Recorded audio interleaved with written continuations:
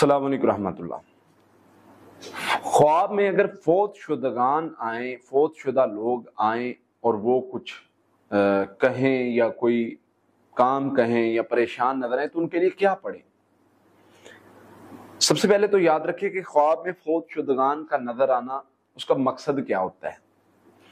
उसमें मुख्तलिफ कंडीशंस होती हैं, क्योंकि ख्वाब की ताबीर के एतबार से देखा जाए तो ख्वाब की जो इकसाम है नबी सल्लल्लाहु अलैहि वसल्लम ने बताई वो 3 तरह की है। एक शैतानी ख्वाब है जो बेमकसद होते हैं, एक जो इंसान के माइंड में चल रही चीज़ें होती हैं वो ख्वाब होते हैं, और तीसरा जो रियलिटी पे होते हैं यानी जिनमें कोई इशारा होता है अल्लाह की तरफ से, वो होते हैं। अब इंसान फौत शुदगान को देखता है, इसमें ज़्यादातर जो है वो इस तरह के होते हैं जो इंसान सोचता है। फॉर एग्जांपल कोई बंदा अभी यानी थोड़ी देर पहले फौत हुआ है, कुछ दिन पहले फौत हुआ है, कुछ माह पहले फौत हुआ है, वो ख्वाब में आना, उसकी ये भी रीज़न हो सकती है कि बसा औकात उसको यानी याद करते हैं हम, इसलिए ज़्यादा ख्वाब में आ जाता है। बसा औकात ये होता है कि वो ख्वाब हमें इसलिए आता है कि हमारे लिए कोई इशारा भी हो सकता है।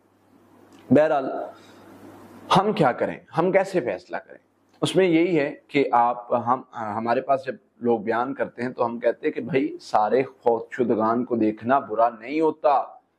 ये हमें गलत बात समझाई गई है कि फौतशुदगान को देख लिया तो हमें सवाल करते हैं जी वो हम तो मुर्दों को देखते हैं ख्वाब में, हमारा क्या बनेगा। भाई कुछ नहीं बनना। अक्सर औकात फौतशुदगान को ख्वाब में देखना पॉजिटिव साइन भी होता है। फौतशुदगान कोई चीज़ दे रहे हैं, कुछ कह रहे हैं, कुछ पढ़ रहे हैं। हाँ, अगर आप उनको परेशान देखते हैं, उनको बीमारी में देखते हैं, उनको रोता हुआ देखते हैं, तो इसमें आपके लिए इशारा होता है कि देखें उन पर कोई कर्ज वगैरह तो नहीं है, या अगर कर्ज नहीं नजर आ रहा तो देखें कोई उनका नेकी का काम चल रहा था वो तो नहीं बंद हो गया।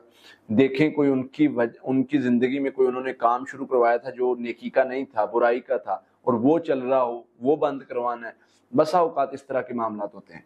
अगर ये सारी चीज़ों में आपको कुछ समझ नहीं आ रहा तो आप फिर उनके लिए जिक्र करें। जिक्र क्या है?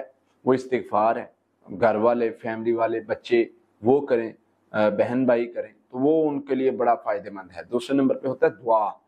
दुआ उनके लिए की जाए कि अल्लाह ताला उनकी मग़फ़िरत फरमाए, उनके हाल पर रहम फरमाए। तो ये बड़ी ज़रूरी होती है फौतशुदगान के लिए।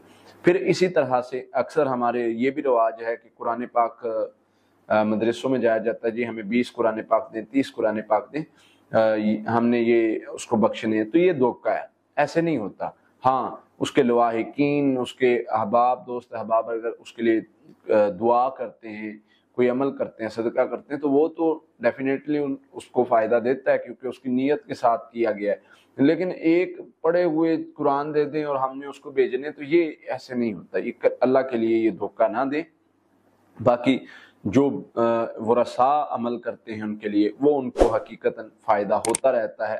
जैसे जैसे वक़्त गुज़रता रहता है उनके अमाल, पीछे करने वालों के अमाल उस बंदे तक पहुँचते रहते हैं, और अगर उसके लिए कोई मुश्किल परेशानी वाला मामला हो तो अल्लाह ताला उसको टाल देते हैं।